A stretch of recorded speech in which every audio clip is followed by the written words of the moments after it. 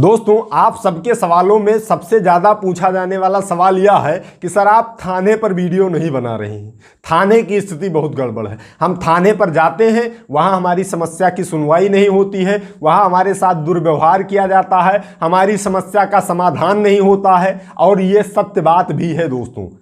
उत्तर प्रदेश के डीजीपी महोदय द्वारा इस सारी समस्या को दृष्टिगत रखते हुए एक प्रपत्र भी भिजवाया गया है, जो कि प्रपत्र संख्या है 07/2022 हर थाने पर भिजवाया गया है इसी समस्या को लेकर। अभी आगे उस प्रपत्र के बारे में भी चर्चा करेंगे और सारी पॉइंट टू पॉइंट आपको बताएंगे। दोस्तों, अगर थाने में सारी चीज़ें सुनवाई डे बाई डे हो जाएं, सारी समस्याओं का समाधान हो जाए, तो आप लगभग थानों के सामने देखिएगा कि वहाँ होटल पर या पान की दुकान पर वहाँ भीड़ लगी रहती है। वहाँ होता क्या है, वहाँ बैठे दलाल आम जनमानस जो जाता है उससे कहते हैं कि हमारी वहाँ अंदर अधिकारियों से पैठ है, पकड़ है, और कुछ बनाए भी रहते हैं और उन्हीं से पैसा दलाल ऐंठ लेते हैं। चूंकि सामान्य व्यक्ति थाने में हिलने की हिम्मत ही नहीं कर पाता है, थाने में घुसने की उसकी हिम्मत ही नहीं होती है, बाहर से ही पैसा देकर वह काम करवा लेता है। तो दोस्तों, आइए समझते हैं आखिर सामान्य व्यक्ति थाने में घुसने से डरता क्यों है, आखिर थाने के नियम क्या हैं, थाना कैसा होना चाहिए और एक ही बार थाने में जाने पर आपका काम कैसे हो जाएगा। आइए पॉइंट टू पॉइंट इस वीडियो में समझते हैं। तो दोस्तों नमस्कार, मेरा नाम ओम प्रकाश सांडिल्य है और आप देखना शुरू कर चुके हैं सांडिल्य स्कूल ऑफ लॉ। दोस्तों, सबसे पहला काम, अगर आपको थाने पर काम करवाना है, सभी जनमानस के लिए कह रहा हूं, तो आप सबसे पहले डरना बंद कीजिए। एक ट्रेंड चला है कि पुलिस हौवा है।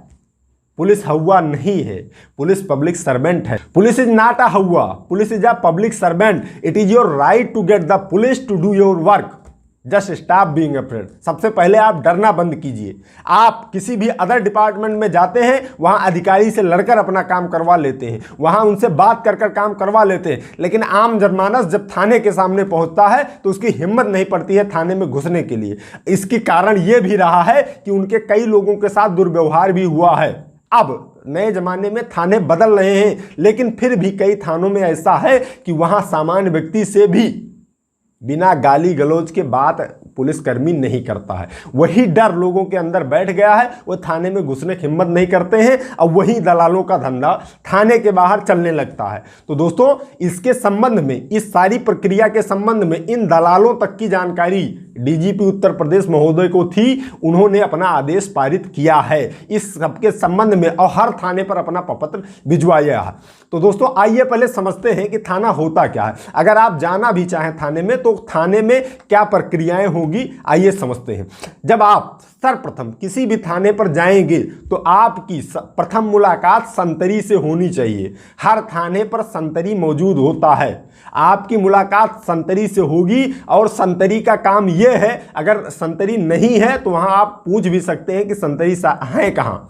यह हर थाने को आदेश है कि वह संतरी नियुक्त करे और वह संतरी आपसे कृपया, धन्यवाद, ऐसे नरम लहजे से आपसे बात करेगा और उसके पास एक आगंतुक रजिस्टर होगा जिसमें आप अपना नाम एंट्री करेंगे और अपना मोबाइल नंबर इंटर करेंगे और साथ ही किस काम के लिए आए हैं आप ये इंटर करके, इसके बाद में उस संतरी का ही कर्तव्य है कि आप जिस अधिकारी से मिलना चाहते हैं उस अधिकारी के पास वो संतरी आपको लेकर जाए, उनसे मिलवाए, उसके बाद आप अधिकारी आपकी समस्या का समाधान करें।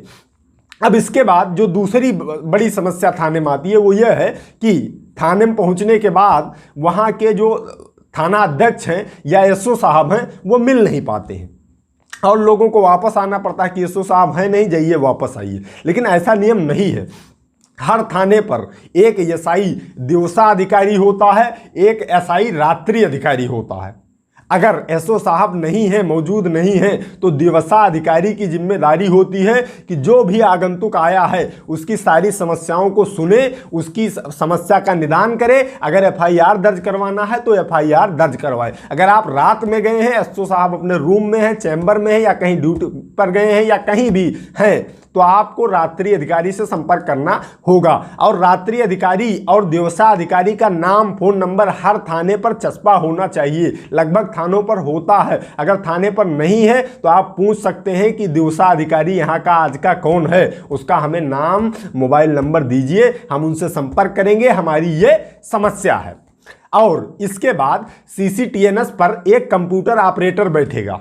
वो अगर जो लोग, कुछ लोग कंप्यूटर से संबंधित कार्य लेकर जाते हैं, जैसे वेरिफिकेशन हुआ या कुछ रिसीव करना हुआ, कुछ अदर काम हुआ, तो वहां लेकर जाते हैं, तो वहां पर कंप्यूटर ऑपरेटर बैठा होता है। साथ ही अगर आप महिला हैं तो आपके लिए महिला हेल्प डेस्क थाने में अलग से बनाई जाती है। आप वहां महिला हेल्प डेस्क पर जाएंगी, वहां आपकी समस्या का समाधान होगा, वहां आपकी महिला आपकी समस्या का समाधान करेंगी। इसके बाद में एक व्यक्ति ड्यूटी कार्यालय पर होता है, 24 घंटे ड्यूटी कार्यालय पर एक व्यक्ति होता है, जिसे मुंशी भी कहा जाता है। अगर आपको कुछ कार्यालय संबंधित कार्य करवाने हैं तो आप वहां जाकर ड्यूटी कार्यालय व्यक्ति से संपर्क कर सकते हैं, वह आपका वहां का समस्या समाधान कर देंगे।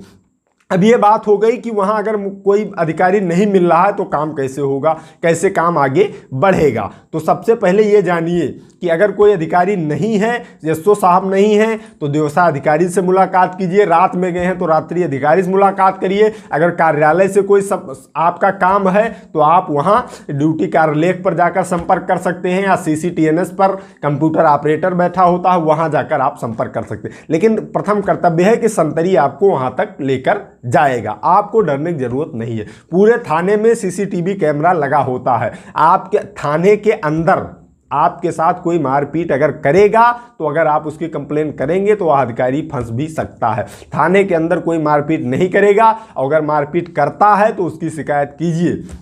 अगर आपसे कोई गाली गलौज की भाषा में बात करता है तो आप उसकी शिकायत कीजिए, उसका प्रूफ इकट्ठा कीजिए, उसकी शिकायत कीजिए, अपने अंदर से डर हटाइए। पुलिस कोई हवा नहीं है, मैंने आपको बताया। पुलिस एक पब्लिक सर्वेंट है, जैसे अदर डिपार्टमेंट काम करता है वैसे सब डिपार्टमेंट। आप इस मोबाइल में जो वीडियो देख रहे हैं, आपको उदाहरण से मैं समझाऊं, इस मोबाइल में जो वीडियो देख रहे हैं, इस मोबाइल में कोई दिक्कत हो जाए तो आप क्या करेंगे? सबसे पहले जो मोबाइल दिया है उसकी दुकान पर जाएंगे, वह सर्विस सेंटर पर भेजेगा, सर्विस सेंटर वाला इसके कंपनी पर भेजेगा, वहां से बनके आपकी रिपेयर होके मोबाइल आएगी। इसी प्रकार से सरकार का एक सर्विस सेंटर बनाया गया है थाना।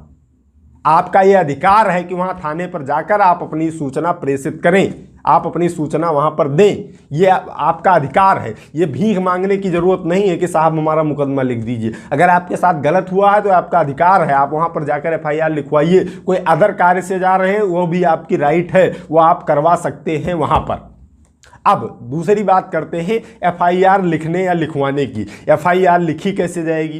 तो हर जो कर्मचारी वहां पर नियुक्त है, अगर एसओ साहब है तो एसओ साहब या व्यवसाय अधिकारी या रात्रि अधिकारी का एक कर्तव्य है कि कोई भी आगंतुक अगर थाने में आता है तो अगर वह मौखिक रूप से अपनी सारी समस्या बता रहा है तो उसे लिखित रूप में दर्ज करें और उसके बाद में उसे पढ़कर सुनाएं। और अगर कोई लिखकर देना चाह रहा है, लिखकर लाया है, तो उसे रिसीव करें। अगर लिखना चाह रहा है तो उसे स्टेशनरी की व्यवस्था भी उपलब्ध कराएं, उसे कागज और पेन की व्यवस्था भी दें, और साथ ही सारी उसकी समस्याओं को लिखकर उसका FIR प्रथम सूचना रिपोर्ट दर्ज करें जिस व्यक्ति के साथ घटना हुई है। इतना तक आपका अधिकार होता है। इसके बाद में आपको किसी दलाल की क्यों आवश्यकता पड़ेगी? बस दलाल की आवश्यकता जब है जब तक आपके अंदर डर है। आप पहले थाने में घुस के देखिए, जाइए अधिकारियों से बात कीजिए। ऐसा समय नहीं रहा है, ऐसे अच्छे अच्छे कई अधिकारी आ चुके हैं थाने में जो कि बहुत अच्छे तरीके से आपसे पेश आएंगे, आपका काम होगा। बस आपको दलालों के चक्कर में नहीं पड़ना, अंदर जाना है, हिम्मत दिखानी है और आपका काम पूरा होने वाला है। दोस्तों, DGP उत्तर प्रदेश श्री मुकुल गोयल जी की तरफ से एक प्रपत्र भी थाने में भिजवाया गया है इन्हीं समस्याओं को लेकर। उस प्रपत्र में स्पष्ट बताया गया है, कुछ मुख्य बिंदु मैं आपको बताता हूं।